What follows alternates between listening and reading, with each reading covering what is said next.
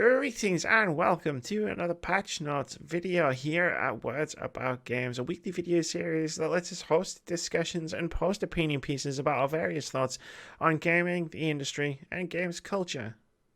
I'm Amy, that's Keith. We're going to talk about TGS. It's another discussion. It's like you finally started to actually do these things for this video series where for months I was like, oh, we host discussions, and then we never hosted any discussions. And then we finally did. So we did a Gamescom one, and then I was like, we were going to do TGS.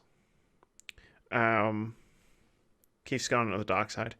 And then we were going to do TGS in the podcast, and I was like, no, let's do TGS, because it's probably not going to be as long, but TGS I feel like was better. Like, I got more out of TGS than I did out of Gamescom. I don't know how you feel about that. What I will say is, you got what you got out of it. You got out of it what you got out of it. That's fair. What I will say is I have titled the note in my phone for this episode, Gamescom. So I'm 100% with it for everything that's happening right now. So we got a few games to talk about. Let's start with the one we're both really excited about. This isn't going to be... just in case you, Keith, were worried I was going to roll into a joke about a different game. It is actually one that we're both excited about. It's Final Fantasy VII. Mm-hmm. The remake. There was a trailer, and there was gameplay, and there were gifts and stuff, and it was really cool. Yeah. What do you think? One thing I will say about the whole TGS thing, most of the gameplay videos I've seen online, because I didn't watch it, I just went back and watched videos. No English. Well, there was no central press conference. Like, there was Gamescom opening night live, and then at E3 there was obviously all the press conferences. TGS was literally just people doing their own shit. Yeah, maybe that's why I enjoyed it more. Possibly. But the downside was like, oh, Final Fantasy is like, I really want to, like, what the, like, yeah. They didn't even have English subtitles on the videos they put up on YouTube. So I'm just, okay, I'll just watch the gifts people have put up, some of which were amazing. Can we just all appreciate Tifa's fighting style? It's like in the background, you just got Cloud just wailing away over like a 5-foot greatsword. Oh, yeah. And then Tifa's just like, okay, it's like bouncing a bit like a boxer at the beginning of a run. Okay, and then she just absolutely sort of like break dances. She just does the hop and then just goes fucking apeshit. And it's like, yep, I saw that video shared on Twitter, and my sexuality was confirmed in that moment. I was going to go, the last time I had seen anything like it, I was standing in Legends, which is Newcastle, and there was two people just walked out on the floor covered in lights, turned them on. It was just like these Christmas lights and stuff on their fists, their legs, their ears, and they just like rocked the hell out of the dance floor. I'm just like, respect. That's a story I want to dive into after this, because interesting. I mean, it's hard to get more hyped about Final Fantasy VII from one perspective. It's like, I've seen everything I need to see. Yeah. To have my opinion turned around from this isn't something I want or need, to where I'm at now, which is just like, apparently I do. Apparently I do want this, and I do need this in my life. There's a few things. The one really quick one before we dive into the two major ones is, did you see the part of the trailer where Cloud gets turned into a frog? Yes. And he's got a tiny little Buster Sword on his back. Yes. I was like, fuck yeah, that's amazing. Yeah. Frog returns. That was so cool. Obviously it was going to be in the game, but it was just the little sword on his back. It was just like, that's incredible. There's two main things that came out of TGS. Two main things that I wanted to touch on, apart from how awesome the game looks. Number one, classic mode is going to be a thing. I'm trying to remember if there was in Final Fantasy 15 where you could... There was stuff like a bit like where you could pause... There was a mode for the combat where you'd pause and find people to do stuff. I didn't use it myself. I kind of played it as I saw other people using it, which is just like... That's probably why. Wow, that's probably why I don't remember it, because I didn't use it, and I was like, was that a thing? Oh, it probably was. I just never turned it on. But yeah, it's basically the original. Yeah. Like as close to the original combat style as they could probably get in the engine that they've built for the remake, which is it's turn based and you do menus and stuff. Yeah. And do you auto attack? It's late. Would you auto attack, or do you just like literally line up and fight? I can't remember now, and the link isn't a link. It's just it's just words on a notepad. But it sounds really cool. Like for people who are like not on board with the action-esque gameplay, like it's like, oh well, we've got this mode for you. It reminds me of Dragon Age Inquisition, where they had, because in Dragon Age 1 you had the tactical, like old school style RPG combat, and then in 2 they went to the action style, which wasn't for everyone. And then in Inquisition it was like you can do either. Yeah. And that was really cool. And then it's like, this is really cool. This makes me want the game more. Yeah. Like, even though I'll probably not use it, and I'll probably just stick with the action like gameplay, it is nice to know that there's going to be a switch I could flick, and I could be like, I'll just play it like an old Final Fantasy VII, like I did all those years ago, or the beginning of this year when I replayed the game. Yeah. Because that's what I do. Do you watch the story? Was the story trailer that I linked to you? Was it in Japanese? Was it in English? Because I think the gameplay was all in Japanese, but there was an English version of the trailer. I don't remember any actual words. I just remembered like the visuals. It's like he starts on the train and there's like Sandy Dementors attacking the 7-7 at some point. Yeah, there's some weird and shit. then like Rito and Rude and stuff kicked in. It's like, oh, you look just like you do in Advent Children. Yeah. Like there's some very Advent Children-esque stuff. Yeah. In the trailer, which is cool by me, like because I like Advent Children quite a lot. Like I think it gives a bad rap. But the first thing I noticed was in the English version they're keeping the name Aerith, not Aeris.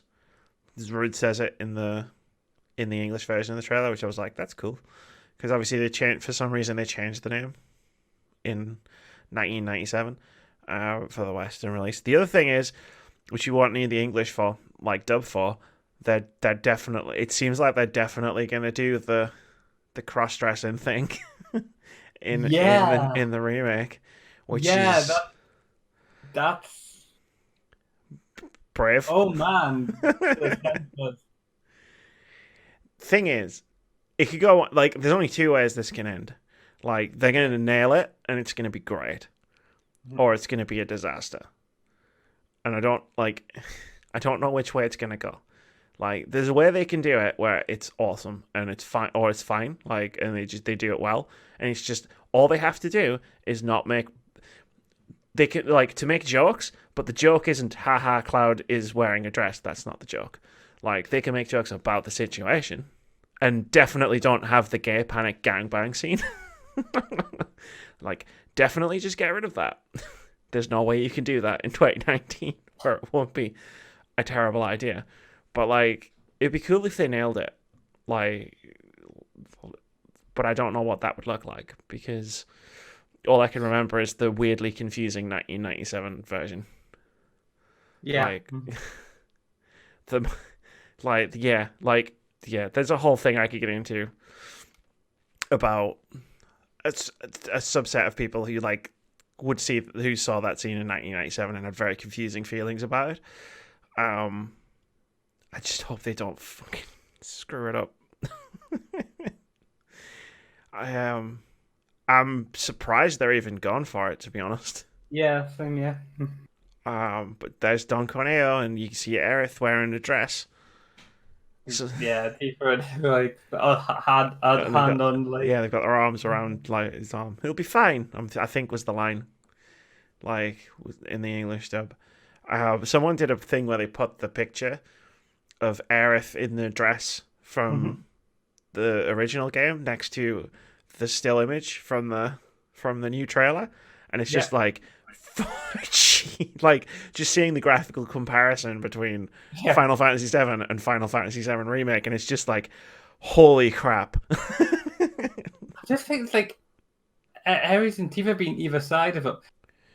Were they not going to save one of the agents that played the game? They were going to save Tifa, but there's this is the first trailer I'm thinking of. So at E3, they did the trailer, and there was nothing really substantially that you could look at and go, that's new, except at the very end with Sephiroth and Cloud in Midgar, where it seems like Cloud's hallucinating. Yeah. But there was a few things in this trailer where they were it was either really brand new, like the guy on the motorbike chasing them down the highway. That was fucking just completely like 100% new. Or a lot of like familiar situations where that like are familiar but also are also new. Like the President Shinra is the giant hologram on the thing. Like so that makes more sense instead of Shinra walking up. Yeah, and then getting shot by Barrett. Like, it makes much more sense. It's a hologram as well. Like the presence is there. Because totally. Why wouldn't Barrett shoot him? So I wonder if they're taking a different approach entirely to the Don Corneo storyline. Like, he's still a massive perv. Maybe there's something they need to get from him as opposed to like they have to rescue someone, like rescue the girl. Well, that's what they would do. Like, that's why Tifa was there, right? Because they were trying to get they got the information out of him about in the original. They got the information out of him about the plate and like the plan to like drop the Sector 7 plate, and that's why Tifa was there originally. So I wonder if they're just cutting out the part where Tifa's already there. Yeah, and they're just like, oh, we need to go and do this thing. Yeah. I mean, there was also some stuff like hang gliding down from something and like. Oh yeah, where they're parasailing down the thing, and it's like, oh, you're flying high, and it's like, I tell you what though, Jesse, Biggs, and Wedge are obviously going to have much bigger roles in the remake. This is what I'm thinking. It's supposed to have it's going to have a bigger impact when it's going to have. Yeah, it's going to have such a bigger impact when the moment that's at the end of the new trailer. Happens in the game. Because they're clearly like expanding those three as characters. Like you can see it in that short trailer. It's like they're obviously going to have a bigger role in the game, and that's going to make it suck even more when the thing happens. But I think we've like seen we've seen bits of everything now, like all the major like moments from the first 5 hours of the game, which they've managed to make into a 60-hour JRPG. I mean, the quality of the way it looks and stuff. I mean, if they stick the landing with how this game's going on and stuff, I don't mind.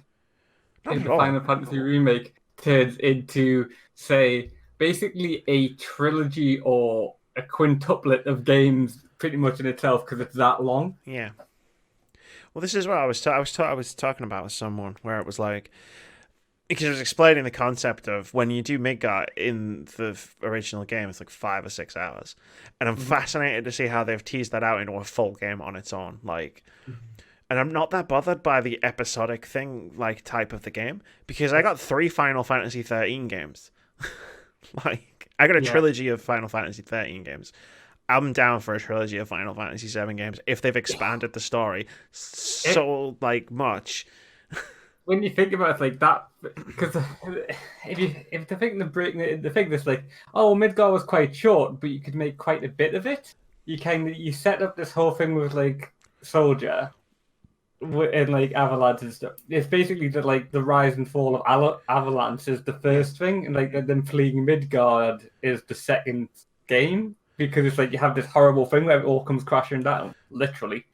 And they have to flee. Yeah, we've seen like from various trailers, like we've seen bits of the Shinra headquarters, and we've seen the bike on the motorway. Like, I wonder if the soldier that's chasing them is just a replacement for that weird tank boss that you have to fight at the end of Midgar, because it would make more sense like if they sent someone after them as opposed to some weird flamethrower wielding tank. That is kind of where I figured that bit fits into the game. It's like the fleeing from Shinra headquarters, and why are there no soldiers at Shinra headquarters? Because the way I think them dividing the story up is they have to kind of do it in a way that seems lopsided, because the game is lopsided. Like, if you look at the 3 discs and go, well, why don't we just make each of the discs like disc 3, there's not a lot on there. Like, because disc 3 kind of exists just to have the setup. There's a middle scene where weapon attacks make art, and then it's the end. And it's there so you can do all of the open world side stuff. Like, you breed the chocobos, you got the ancient forest, you do the golden saucer. Like, there's not really, like, it would be a very short experience. So I can see why they've split. Like, I wouldn't have split it up this way, like, but I'm not a game developer. I'm dumb. Yeah.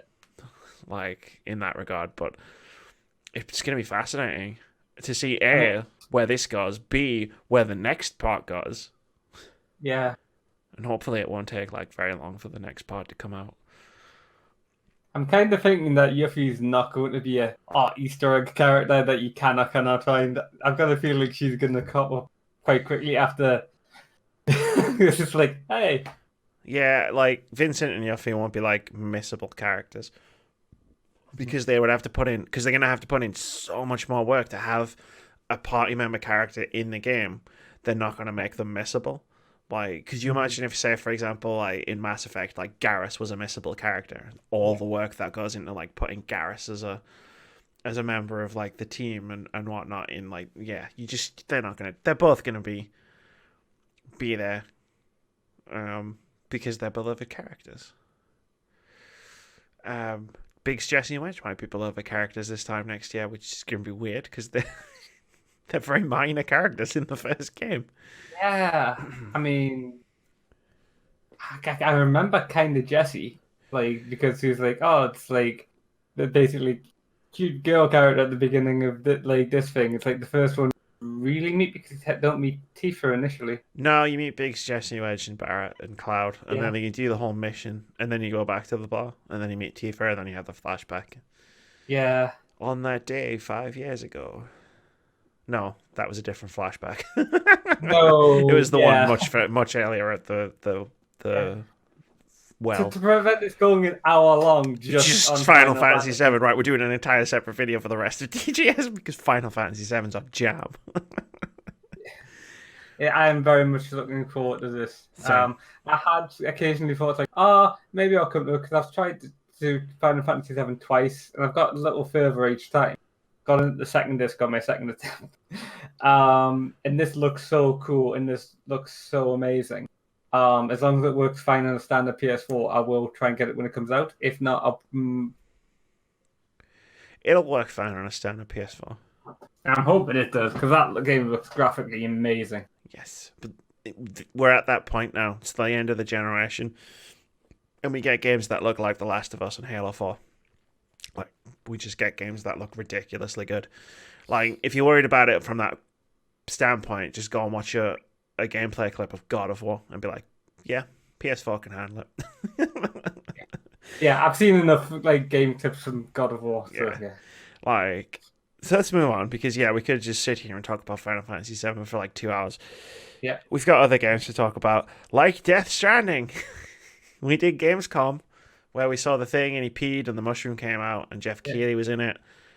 It is a walking simulator. I'm going to be honest. Can I be brutally honest here? I've put this in. Have you watched any of this stuff? Yeah. I haven't.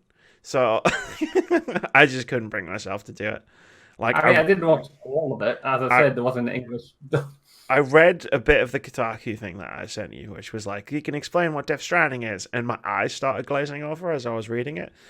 And I've seen some of the stuff shared on Twitter. Like, if you stare at Norman Reedus' crotch, he'll punch you in the face.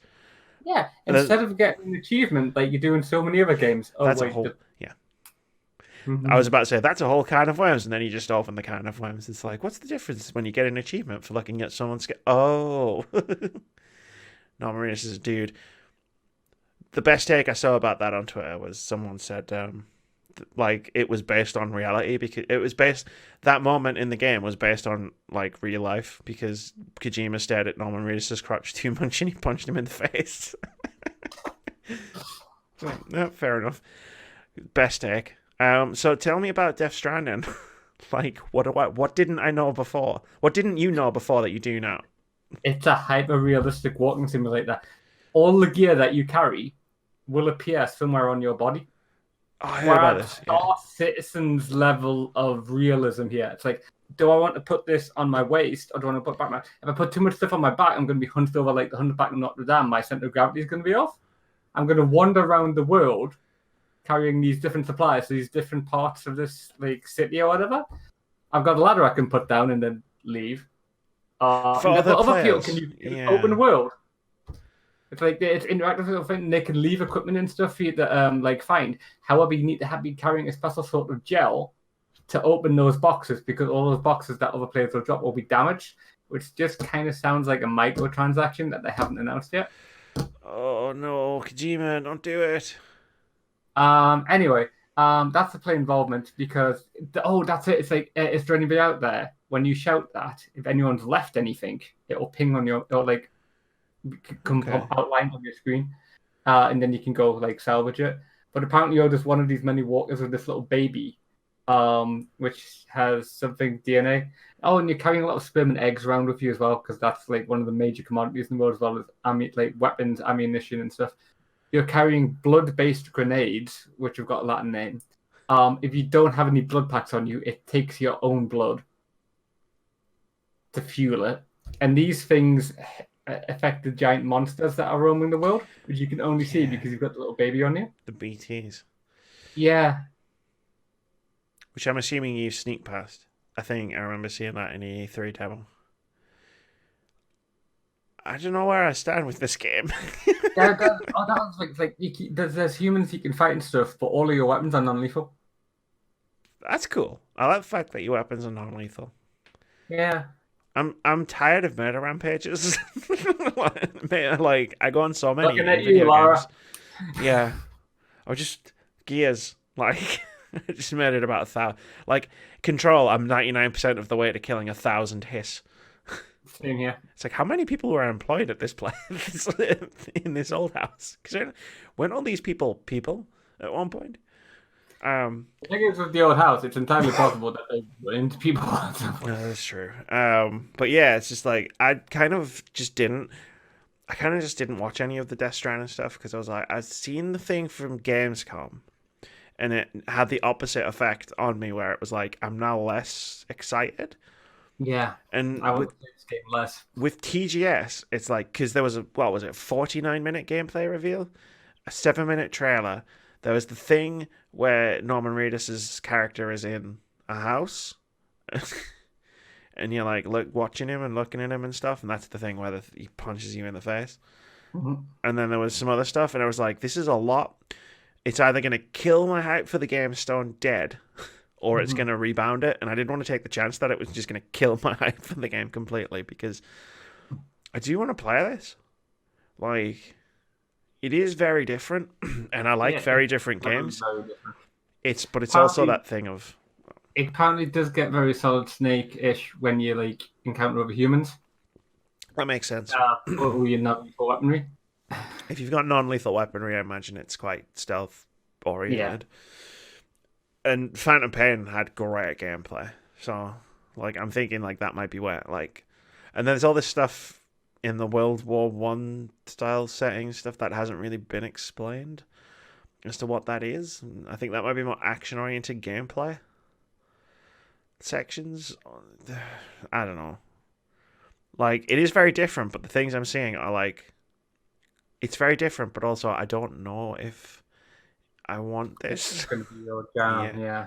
It's my jam, so I want to go into it as blind as possible. I'm interested more than I'm excited. Yeah. Shall we say? You're curious. I'm curious. That's a good way. Yeah, that's a good way to put it. I'm curious. Speaking of things I'm curious about, Project Resistance. Right. I'm going to ask you a question which isn't anything to do with Project Resistance, just so we can frame this properly. What was that other multiplayer online game that they produced? You have to about Resident Evil. Outbreak? Was it Resident Evil Outbreak, which was just a load of guys running around with guns with the zombie hammer and the zombie axe and the zombie collecting things? No, there was Umbrella Corps, which is what you're talking about. Well, the thing with the dude, and he holds his gun like this. Yeah, this is what Umbrella Corps should have been, really. It's an asymmetrical 4v1. Kind of. Yeah. It's that. It's just that. I mean, we've seen a few of these lately, but this is what This is what online Resident Evil should have been. Yeah. It's either like Left 4 Dead style Escape or this. I don't know if Left 4 Dead style Escape. I would be less interested in that, which is what it looked like it was when we saw the leak thumbnails. Yeah. Versus what this is, which I think I'm more interested in this. Because it's kind of weird. So for anyone that hasn't seen the trailer, go and watch the trailer. So Project Resistance is going to be a Resident Evil spin-off. And it's 4 players, and they've got a time limit, and they've got to try and just escape, basically. Like, solve a puzzle, escape a place, and there's another player who's playing the mastermind, who is essentially dropped, like... It seems like it's got some kind of currency card-based system where it's like you drop zombies and lickers and dogs and whatnot, whatever, and traps in the way of the players, and you can take direct control of some of the monsters sometimes, and the mastermind are building up towards your ultimate weapon, which is Mr. X. X gonna give it. Yeah, he does. He really does. And then you take control of Mr. X and you just run and punch the shit out of all the human survivors. It looks like it could be cool. Maybe. I'm curious, because it could also be not cool.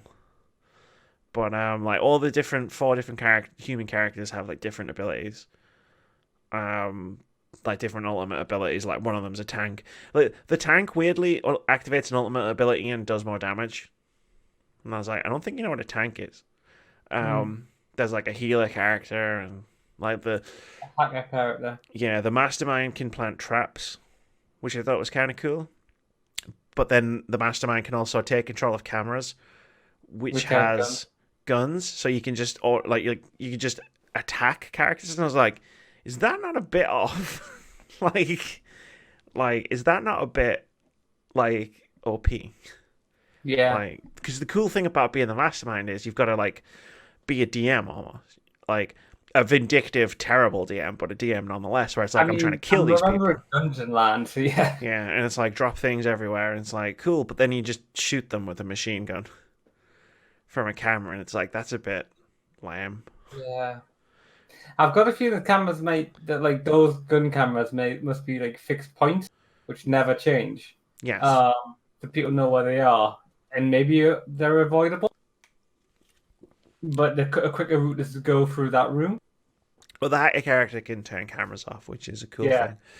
So it's probably balanced. OP probably wasn't the right way to describe it. Just I like the indirect thing of I'm going to put 5 zombies in this room that they're about to go in, that kind of thing. Or I'm going to have a licker just waiting on the ceiling around the corner that they're about to go around. That to me is cool. This is how. Because we were talking when we did the Gamescom video about Predator and how it just kind of looks like Evolve, and Evolve was only a good time if, you had 2 groups of players who were, evenly matched, and you didn't get that a lot of the time, because matchmaking algorithms are not that sophisticated. And, this kind of looks like how asymmetrical multiplayer would work best, because the mastermind isn't directly attacking the characters. They're planning a strategy, which is completely different. And I think that works better in an asymmetrical, competitive multiplayer environment. Mm-hmm. Which is why I'm more interested in Project Resistance than I am Predator. Yeah, I have no interest in Predator. Yeah, Predator, I don't know, I'm not. But Project Resistance, I'll give it a go. There's a beta test coming up for anyone that wants to sign up and try it. Just search for it on Google, you'll find it. And you might find me in it, because I may try and give it a shot. Because, hey, it's Resident Evil. It's clearly too soon for them to do 8 or the remake of 3, so why not put a spin-off out there? Let's move on. Yakuza 7, Like a Dragon. Do it.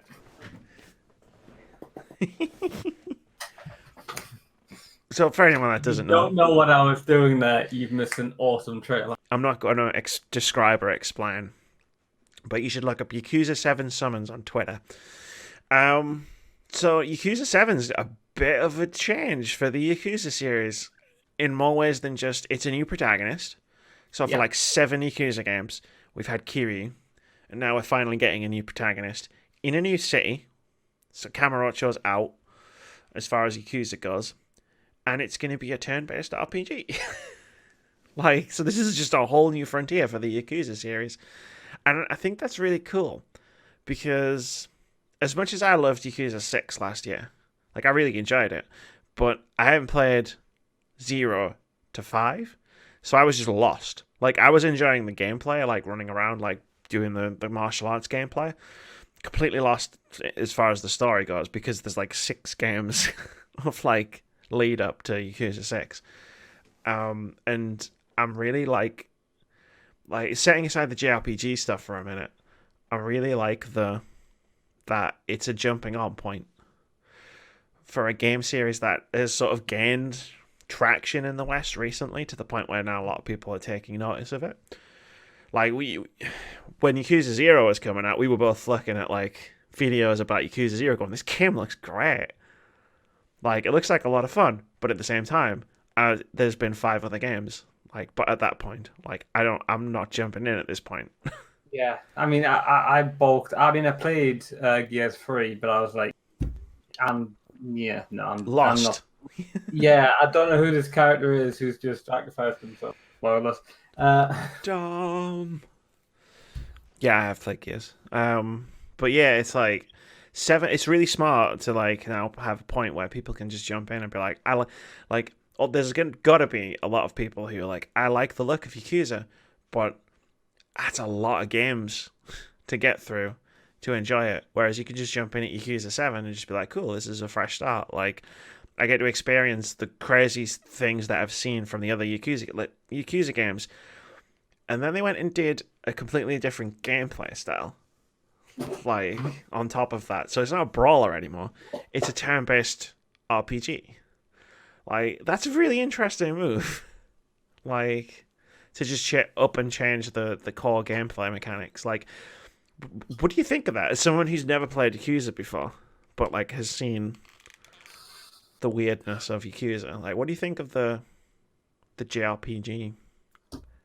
The personification of the Yakuza series. Honestly, all I've seen for this Yakuza 7 is the Summon trailer. And yeah, it's a laugh. Maybe I'll pay more attention when I can see something in English. No promises. I mean, gangster games haven't really been things I've been traditionally interested in playing in.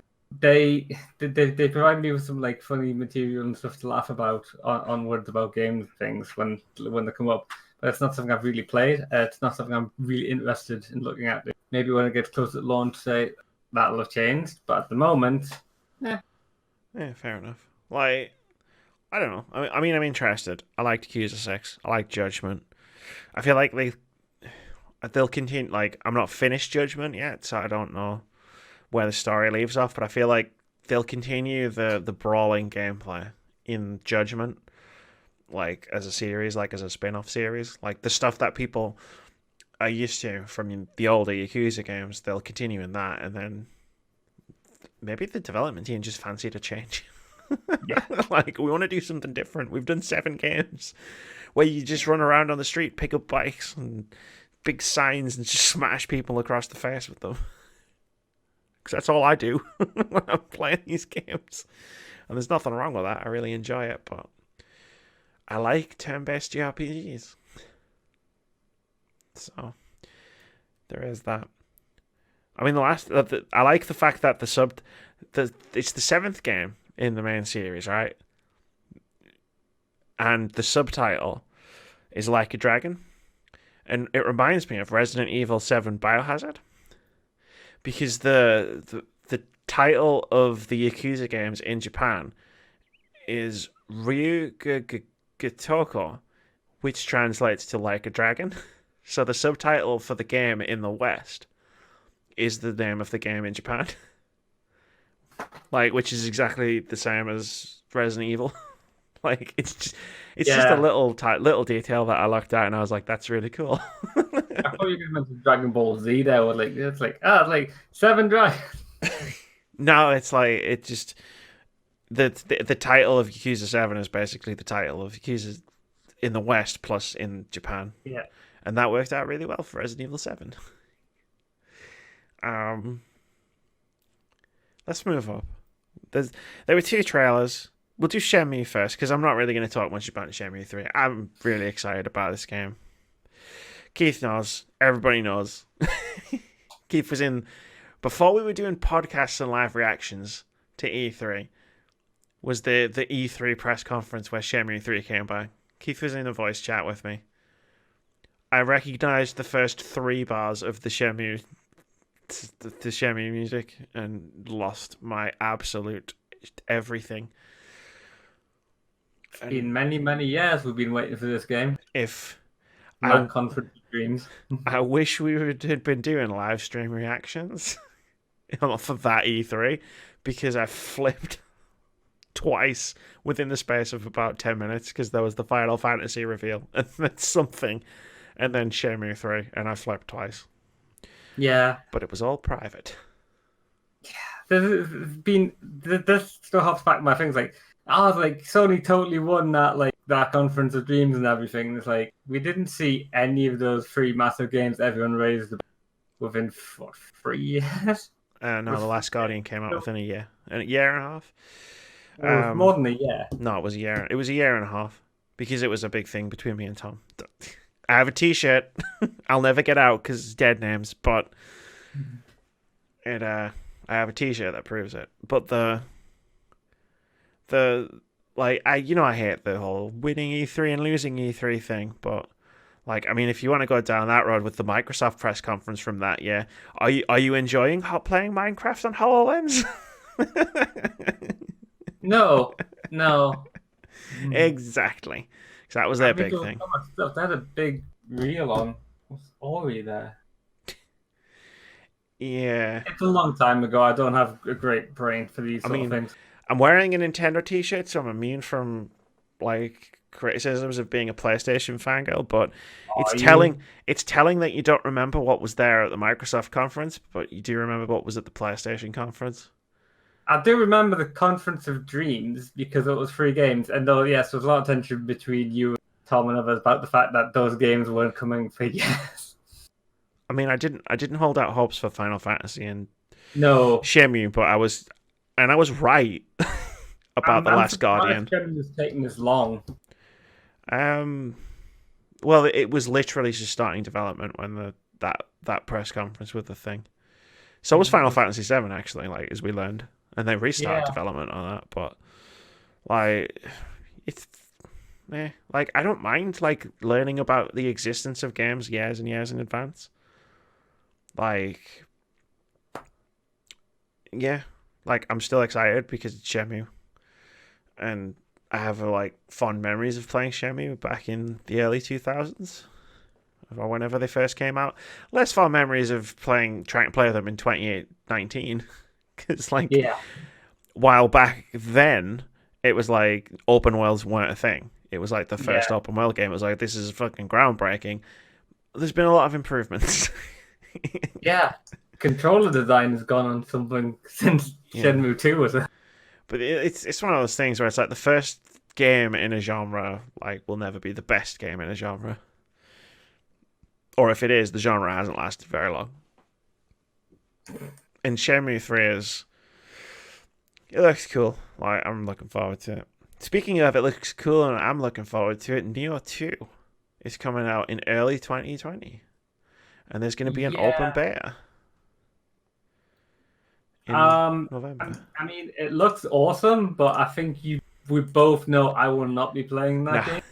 I mean, that is there are infamous moments of words about games, and an infamous moment of words about games is you picking up Nioh and me being why? You being I don't like this, and I was I know, but you gave it a 10 out of 10. It's I know. You raved about how great this game was and gave it a 10 out of 10. I know. Yeah, I know, but if if you listen to what I was saying, like I mentioned Dark Souls about 6 times. A game I had never played. Like Neo is a masochore game, as I found out when I was reading an interview. With the developer, he called it a masochore game, which I was like, that's the first time I've heard that term. It's the first time I've heard that term. I just call them Souls-likes, but maybe there's actually a term in Japan for this type of game that I've just never heard before. Masochism game. Masochism core. I don't know it's like the fusion of 2 words, and I know what the first word is, but I don't know what the second word. Like I don't know why core is in the end. Yeah. But yeah, I mean, Neo was my jam. Like it came out in 2017, so it was behind Persona 5 and Nier Automata on my Game of the Year list. But that was a year where like my top 10 were all like, these are all games of the year. Yeah. Like for me, like that was a great year, and Neo was fantastic. And I'm super looking forward to Neo 2. My only concern is that they'd lean, because I feel like for me personally, because it's a game that doesn't have a difficulty setting, right? Yeah. And it's a difficult game. My concern when they do sequels for games like Neo is, for me personally, like Neo had that perfect balance. Like for me, of like challenge and difficulty. And I just, like, if they lean a little bit, like, if they lean for the sequel a little bit further into difficulty, I'm not going to like it. Like, it's a really, like, but they've got to do something because it's a sequel, and they've got to, like, iterate and improve. They don't just want to release the same thing again. Well, it looked like to me that you had 2 characters in it, which worked excellent for the Halo franchise. No, it's because there's a multiplayer option. So there's a 3-player multiplayer option, but what they were talking about was, because this is the interview I read, like you can have 2 other people come in your game and you can play multiplayer, like together with your friends, but the game gets exponentially more challenging the more players you add to the game. So it's not going to get any easier. Yeah. Like, which is cool, it's fine. I'm not going to have anyone to play the game with anyway. Like, out of our like circle of gaming friends, I'm the only person who plays games like this. Like, Russ plays them, but Russ only plays them for like a couple hours. And he's like, this throws his controller. Russell had like Dark Souls and stuff, but yeah, it is very the fury born within when Russell dies. You've tanked up off. Yeah. Like, I mean, I'm not a calm person cheering playing games like Neo, but I still love them. It's all about patience. Or when you're fighting that weird lightning cat boss, speed. As I found out. You know, I died at that boss about 20 times. Walked down the stairs, into the next chamber, there's another boss fight. I was livid. Because I was like, you put 2 boss fights back to back. What the fuck? And then I just killed that boss in one go. And I was like, oh, okay. Yeah, okay. Like, the hardest boss fight I had in the entire game, and I didn't play the whole thing, but I played a decent chunk of it. The hardest boss fight was the first one. Like, for me personally, like the one on the not the prologue, the one on the boat. Right. So I guess the second one, yeah, because there was the jailer at the beginning. I forgot about that. It's the guy on the boat with the ball and chain. Like, that was the one I had the most trouble with. I don't think I actually got. I went around the village a bit, and there was hard fights in that one. But yeah, I don't know, they weren't like the jailer. Yeah, because when you fight, because that's when you get the big demon dudes for the first time, is in the village, and those are tough, like at the beginning. But there's like the boss on the boat, and I was like, this is ridiculously tough. I almost gave up on the game, and then when I beat it and I got through and I started doing more, and then I did the next boss fight, which was like the woman he was like flying around and stuff. It was like, oh, actually no, I didn't find it easier so much as I guess I was just like more in tune with what the game expected of me. And also I found the thing that I can't remember what it was called now. There was a power, like it was a thing on Reddit where it was like you can take away like half a boss's health with this particular ability. And that really helped my enjoyment of the game. It was like, I gotcha. Still had to do the other half of the health bar, which was tough. But I'm excited. Like, a lot of people were thinking Neo was going to come out this year, and I was like, it's definitely not. But I might jump in at the beta because I want to know what I'm in for, like difficulty wise. Like I say, if they amp up the difficulty from what it was in the first one, it'll probably knock me out of like wanting to play it. Like Sekiro. Like, I love Bloodborne. I love Dark Souls 3. I did not like Sekiro. Like, it's that fine. That's what I'm talking about when I'm talking about that fine line. The only other thing coming out of TGS. Did this come out of TGS? About there's going to be a whole new suite of DLC Smash Brothers characters. That was the Nintendo Direct, wasn't it? I haven't seen that. We talked about it last week's podcast. Oh. There's going to be another DLC pack after this one. Because Terry Bogard from Fatal Fury was the next character. There's one more, and then there's going to be another pack. We covered it on the last Word About Games, yeah. Yeah. Because there was an interview with Sakurai. It was really nice. You should go and try and find it. But he mentioned that they're not going to put non-gaming characters in the game, which I thought was kind of interesting. So like, Goku is probably never going to appear in Smash Bros. Oh, right, I get you. For example, or like Superman's never going to appear in Smash Bros. Like, they'll always be gaming characters, like who are DLC characters. Mm-hmm. Which I thought was just interesting more than anything else. Like, it's an interesting factoid. Because I think a lot of people have wanted Goku in Smash Bros. Yeah, I mean, there are, like, Dragon Ball Z games, so I suppose they've got a small workaround there if they wanted. If they ever decide to put Goku in the game, sure. But I have a feeling, like, I don't think... Because, like, the way I think... Sorry? Might be a little OP. A little... Well, it'll just be at his, like, lower training level in Smash Brothers. The way I think it works is Nintendo actually are the ones that select, like, the characters that got put in the... Because all these characters are all from, like, third parties, right? Like Banjo, Terry Bogard, Joker. And I think that the way I remember someone saying it worked, and this might be from a Reddit thread, so don't take it as gospel, is, like, Nintendo will pick the characters, but... Like, they'll only implement them if Sakurai says he can actually do it. Like, put them in the game. Because I imagine there's definitely plenty of characters where it's just like, that will not work in Smash Brothers. Yeah. Marcus Phoenix will not work in Smash Brothers. He worked in Marvel vs. Capcom, but yeah. Yeah. So that's it. That was TGS. There was tons of other games. We just wanted to talk about ones we were excited about. Yeah. It was fun. It was fun. And I feel like I got a lot more out of it than, like I said, Gamescom. It's all about quality over quantity and weird Japanese shit where you summon crabs with a smartphone. Lobsters. Kung Fu lobsters with a smartphone. Yeah. And Final Fantasy VII, yeah, is the shit. Say bye, Keith. Bye-bye.